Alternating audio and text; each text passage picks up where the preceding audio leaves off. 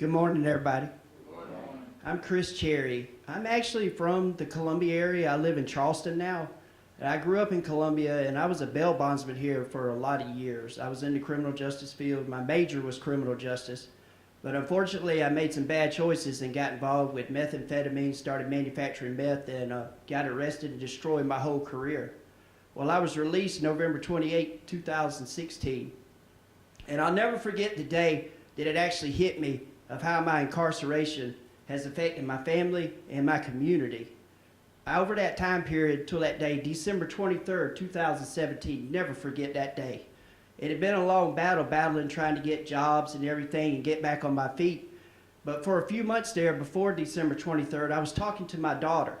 And we were talking about good times. I hadn't seen her in a few years, and it was the day before Christmas Eve. I was so excited. Over the phone, we were sharing stories. Oh, Daddy, I miss you. And I remember all them times you used to take me on bounty hunts. I love you. She said, come by and see me anytime you want to. Come by my place of work at the little burger place in 96, South Carolina. Well, I remember driving there, and I was going to surprise her because I knew she was working. I was like, I'm going to see my daughter. I'm going to see my daughter. I'm so excited. And I never forget walking in there and asking the lady so proudly at the clerk. She's like, hey, how are you doing? Fine. I'm Abby's father. Can I see her?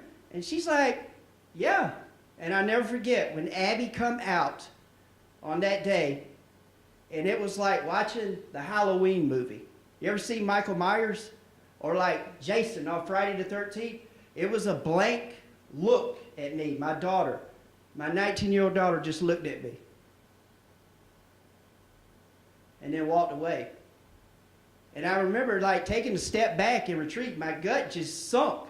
And everybody in the burger shop knew who I was. They were looking at me like I was naked or something. They were like, it was like the Terminator movie or something when he walked into a place naked when he first came back in time, like he was just an outcast. And I never forget just stepping back and just leaving with this sinking gut and this tear rolling down my eyes. And then my phone vibrates, and it's a text message from my daughter Abby. Now, keep in mind, we had been talking for the last few months, just over the phone texting. She's all excited. She's saying, I hate you. I hate you. You sold me away. You made me feel like I was good enough for nobody. I was the daughter of a bounty hunter, and now I've been branded and scarred as the daughter of a convict, and I hate you forever. I never want to see you. Go back to Lexington, you meth head and your meth community, and go back where you come from. None of you will never be nothing. So I remember cutting through Saluda, just crying and seeking. And I was like, oh my gosh. And I remember coming up down, kind of through Batesburg, Leesville, coming into Lexington, and I'm like, here I am. I'm in this meth community. And I'm looking around, and I pull into my favorite little place. And I said, I'm going to get me some chili dogs. Maybe that'll cheer me up. It was my favorite chili dog to eat. And I never forget posting on Facebook, I'm at the Country Pantry eating the famous chili dog that I love so much.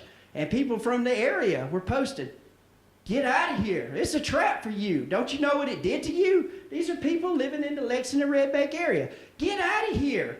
And I'm like, this is your community too, is what I'm thinking.